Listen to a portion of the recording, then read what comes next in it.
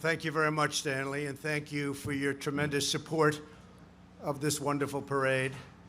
Today, we come together as one nation to salute the veterans of the United States Armed Forces, the greatest warriors to ever walk the face of the earth. Our veterans risked everything for us. Now it is our duty to serve and protect them every single day of our lives. It is truly an honor to come back to New York City, right here at Madison Square Park, to be the first president ever to attend America's parade.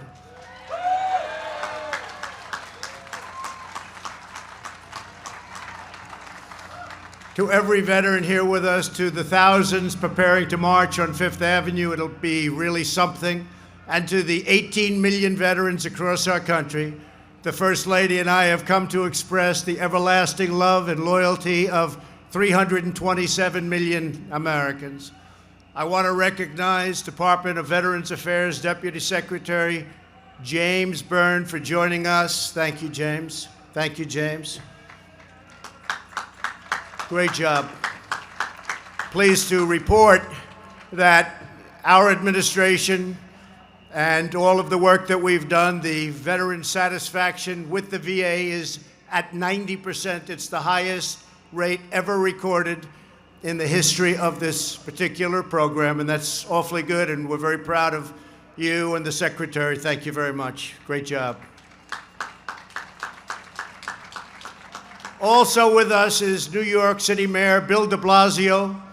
Thank you very much, Mr. Mayor. Thank you. Along with many other distinguished guests.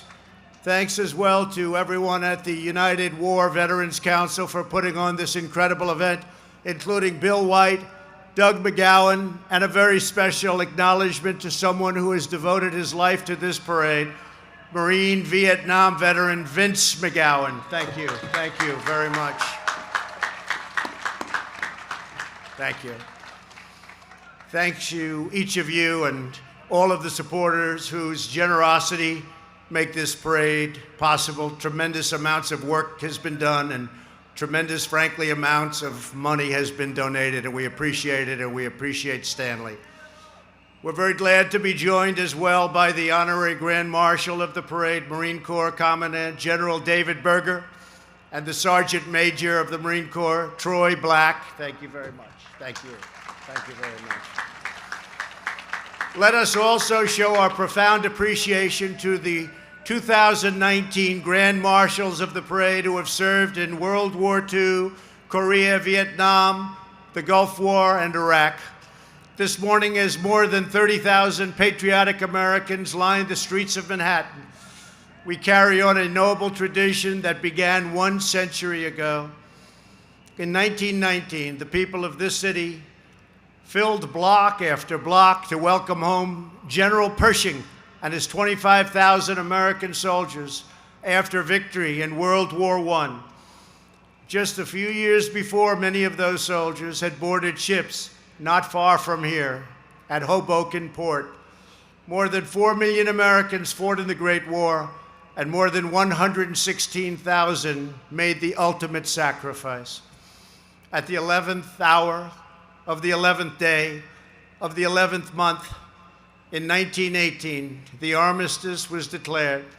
The war had come to an end, and the Allies achieved a great, great victory. Every year since, on November 11th, we have shared our nation's deepest praise and gratitude to every citizen who has worn the uniform of the American Army, Navy, Air Force, Coast Guard, and Marines. We are profoundly moved to have with us veterans of World War II, including one of the Grand Marshals, Woody Williams. Thank you. Thank you, Woody. Thank you very much, Woody. To each veteran of the war, the glory of your deeds will only grow greater with time. This city is graced by your presence. This nation is forever in your debt, and we thank you all. We're also pleased to be joined by veterans of the Korean War, the Vietnam War, the Gulf War, and the War on Terror. You are the reason our hearts swell with pride, our foes tremble with fear, and our nation thrives in freedom.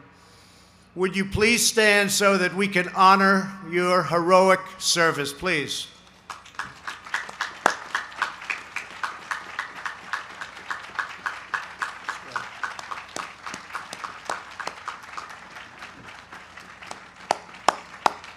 Thank you very much. Thank you. Thank you all.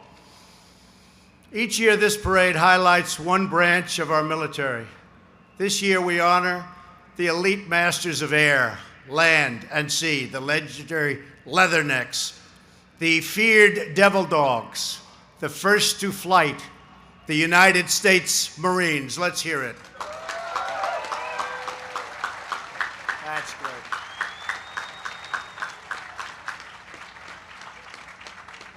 Yesterday, we celebrated the Marines' 244th birthday. That's pretty good. The few and the proud are always faithful, and they always win. I also want to thank the Marine Corps Law Enforcement Foundation, which provides scholarships to children of our fallen heroes. To every Gold Star family, we will stand by your side forever. It is very fitting that the Veterans Day Parade begin right here in New York City. Since the earliest days of our nation, New York has exemplified the American spirit and has been at the heart of our nation's story of daring and defiance. On July 2nd, 1776, the British Armada sailed into New York Harbor, numbering more than 400 ships and carrying more than 30,000 men. The British came here to snuff out what they thought was just a minor American revolution. Didn't turn out to be that way. But the Redcoats did know. What they did know was they were going to have a problem, but they didn't know that New York would meet them with the fearsome power of American patriots. In World War I, New York regiments like Harlem Hellfighters, the Lost Battalion, and the Fighting 69th were revered all over the globe.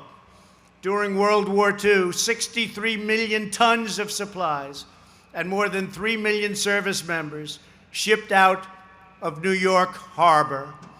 On September 11, 2001, the whole world saw the horror and responded to America's wicked enemies with unwavering courage, unbreakable spirit, and resolve that is deeper than oceans, fiercer than fires, and stronger than steel. Last week, I was honored to award the Presidential Citizens Medal to an extraordinary American, Rick Rescorla. Rick enlisted in the Army at the recruiting center in Times Square, became a great war hero in Vietnam, and then became head of security at Morgan Stanley in the World Trade Center. On September 11th, he saved 2,700 lives before giving his own. Today, we are immensely grateful to be joined by Rick's son, Trevor. Thank you, Trevor. Thank you. Thank you very much. Thank you. To Trevor and every 9/11 family, we pledge to never, ever forget the towering spirit of strength that we see in this city lives within the heart of every American warrior.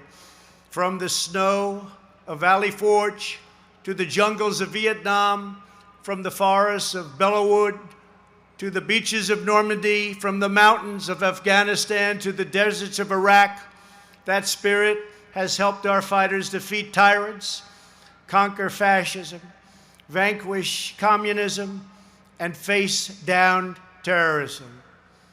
Just a few weeks ago, American Special Forces raided the ISIS compound and brought the world's #1 terrorist leader to justice. Thanks to American warriors, al-Baghdadi is dead. His second in charge is dead. We have our eyes on #3, His reign of terror is over, and our enemies are running very, very scared. Thank you. Thank you. Those who threaten our people don't stand a chance against the righteous might of the American military. In a few weeks, we will mark the 75th anniversary of the Battle of the Bulge, our nation's bloodiest battle of World War II. More than 47,000 Americans were wounded, and 19,000 gave their last breath for their country. We are proudly joined today by a veteran of the Battle of the Bulge, a native New Yorker who is 94 years old and still going very, very strong, Corporal Jack Foy.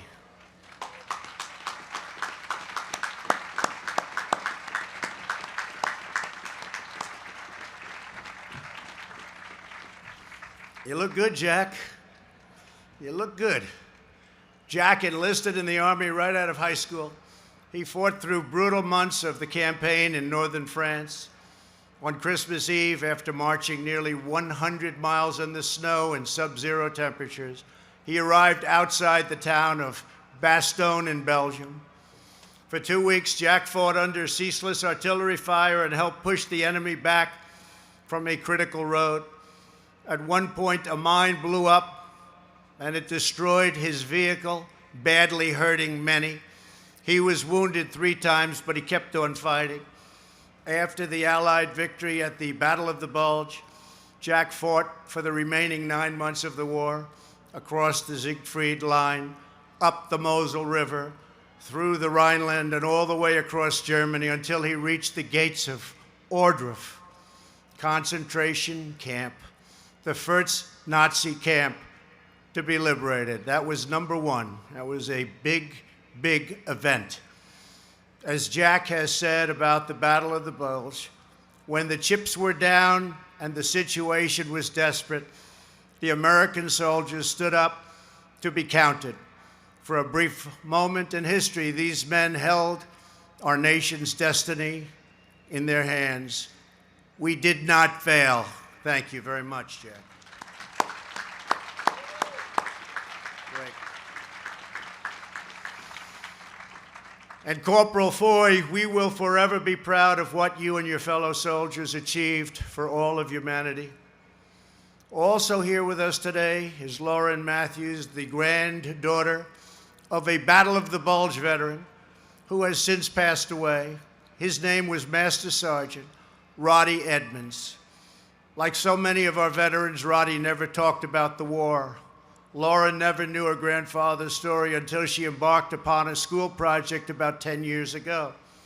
Roddy was in the 422nd Regiment, which was overwhelmed when the Nazis launched their surprise assault.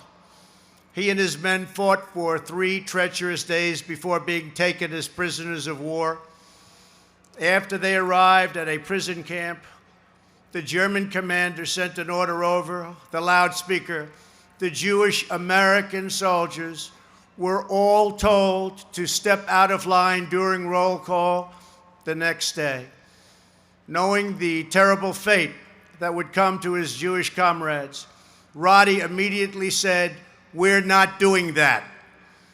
He sent orders to have every American step out of line with their Jewish brothers in arms. The next morning, 1,292 Americans stepped forward. The German commander stormed over to Roddy and said, "They cannot all be Jews." Roddy stared right back. He said, "We are all Jews here." At that point, the German put a gun to Roddy's head and demanded, "You will order the Jews to step forward immediately, or I will shoot you right now through the head." Roddy responded, "Major, you can shoot me, but you'll have to kill us all." Something.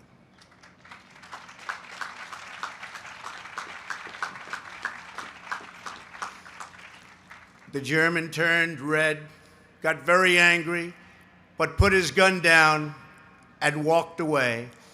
Master Sergeant Edmonds saved 200 Jewish Americans, soldiers that day, so proud to be Jewish and so proud of our country. Lauren, thank you for being here today as we remember your grandfather's unbelievable and exceptional valor. Lauren, please stand up. Thank you very much.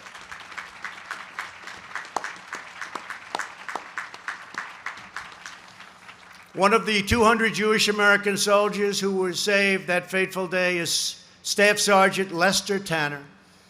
Lester is now 96 years old.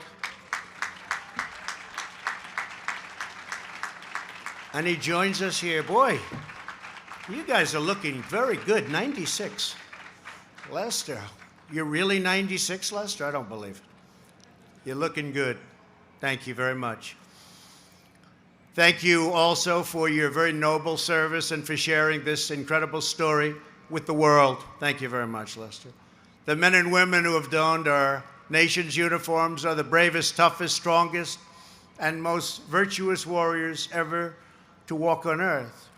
You left your families and fought in faraway lands. You came face to face with evil, and you did not back down. You returned home from war, and you never forgot your friends who didn't return, including prisoners of war and those missing in action. Every day you think of them and pray for them, but your greatest tribute of all is the way you lived your lives in the years since. You raised your families, you endured the wounds of war, and you endured the pains of that memory. Yet, you keep going, you keep serving, you keep giving, and you keep loving. You volunteer at your local veterans post, and you keep in touch with your battle comrades. You support our Gold Star families. You take care of our wounded warriors, and you stand alongside of our service members when they return from war. On Veterans Day, our nation rededicates itself to our most solemn duty. While we can never repay our warriors for their boundless service and sacrifice, we must uphold with supreme vigilance our sacred obligation to care for those who have borne the battle. In just a minute, we will have a moment of silence, and we will lay a wreath at the Eternal Light Monument. As we do, with God as our witness, we pledge to always honor our veterans and pay immortal tribute to those who have laid down their lives so that we might be free. Together, we must safeguard what generations of fearless patriots gave everything to secure. We will protect our liberty, uphold our values, and defend our home. We will ensure that righteous legacy of America's veterans stands as a testament to this nation from now until the end of time. To every veteran here today and all across our land, you are America's greatest living heroes, and we will cherish you now, always, and forever. Thank you. God bless our veterans, and God bless America. Thank you. Thank you very much.